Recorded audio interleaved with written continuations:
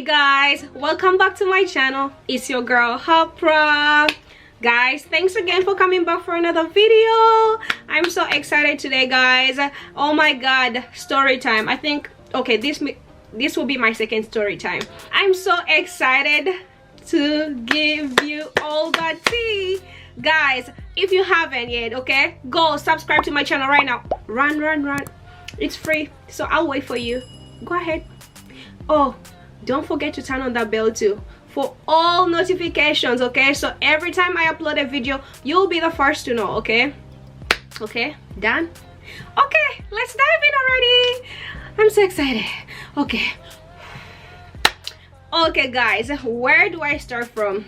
So once upon a time, I think this was like 2015. Yeah, I think this was 2015. So 2015, that was 5 years ago, guys.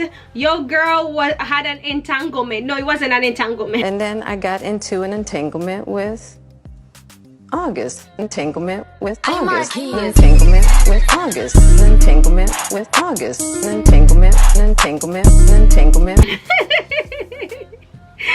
Your girl was dating a Japanese guy, okay? And that was my first time. I don't know why people talk about this, but I've seen people talking about people dating Japanese people. I don't think it's like anything different from like dating any other person, honestly. But of course, like, you know, the culture differences and everything. So I guess that's why people talk about it. And so many people wanted me to talk about this. So I was like, you know what? I'll share my side of the story. Almighty, okay?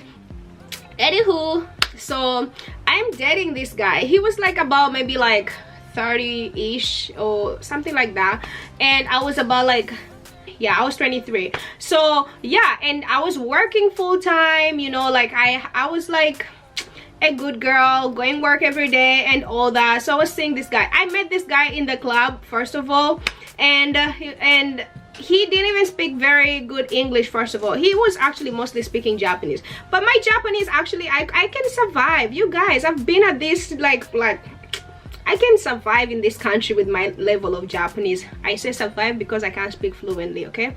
So we were like, you know, having fun, and this guy, here's the funny story. He was living in Shizuoka. I was living in Nagoya, but yo, if I tell you, this guy came to see me every weekend. He would take the Shinkansen. Sometimes he would even drive all the way from Shizuoka to come to see me in Nagoya. Guys, tell me that's no love. Tell me that's no love, okay? He would like come all the way, be like, what are you doing? And I was doing ALT, so I worked Monday to Friday, and then I had my weekends off, and then if it was a public holiday, I had even a longer weekend. So he would come see me. It was nice. It was like we, you know, just go out and eat and whatever. But how it all ended was a very funny thing, because oh my god, you guys, are you ready for this tea? Because this side of Hapra, you guys will never believe this, okay? This is so funny. Guess what? So this one time, it was like the last day of work. You know how you get so excited, like, yay, winter break, like you're done with work, Christmas is coming and everything. So for me, I wasn't sure about my schedule, so I thought I had work the next day.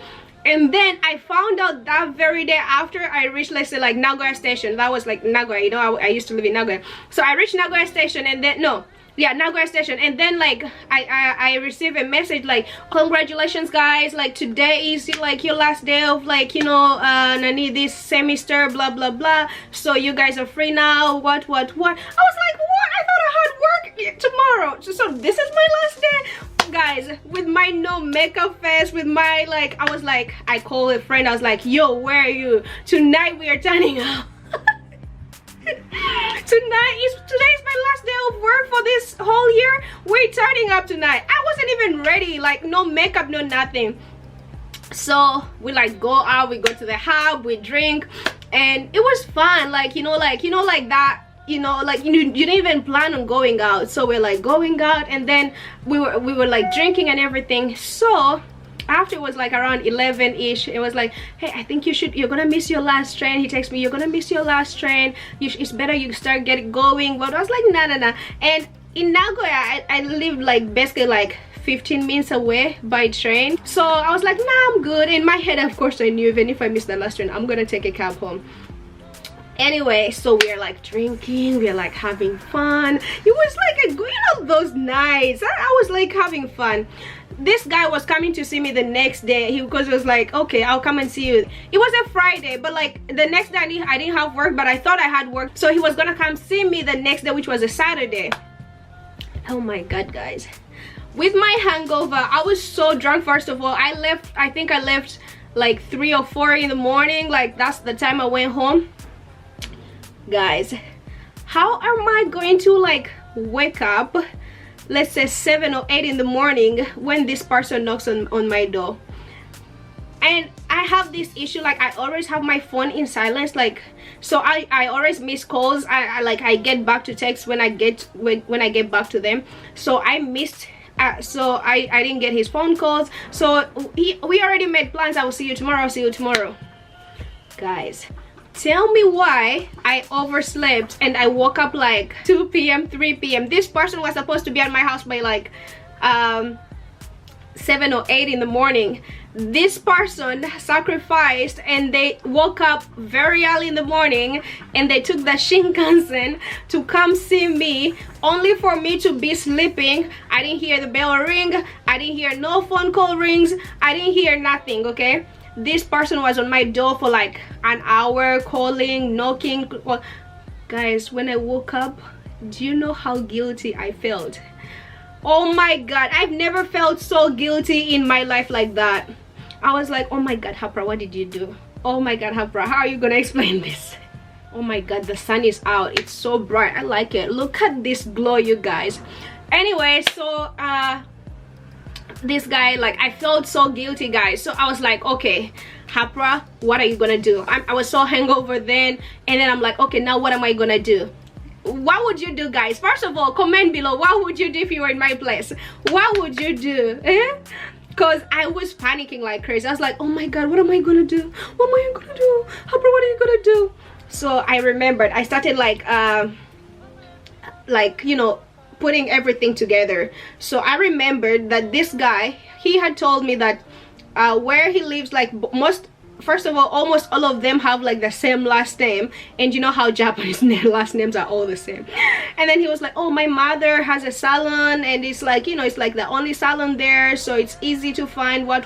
So like, you know, like through conversation. So I was trying to recall everything, and then you guys, I can't believe this. So I go on Google, and this was like, you guys, this was 5 years ago, okay?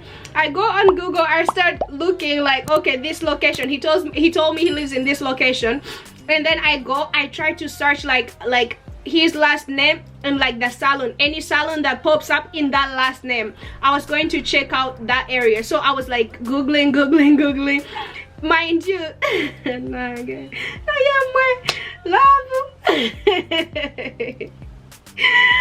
believe this. I'm gonna be telling you guys this story.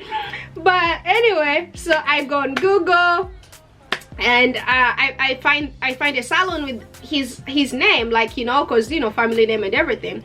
So after, I'm like, okay, now what am I gonna do? So I was like, you know what, I'm gonna go there and really apologize, because that was my mess, okay? Like, it's kind of loud here, guys, so just ignore the noise, okay? There's some construction.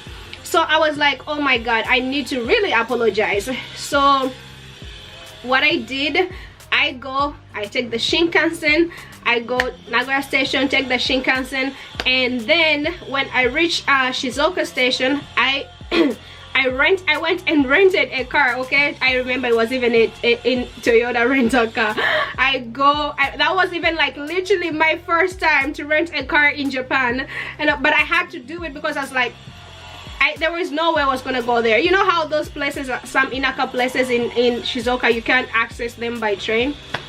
I just got rented a car, and I decided Google Maps. I put in the maps, and I was like, you know what, I'm gonna find this place.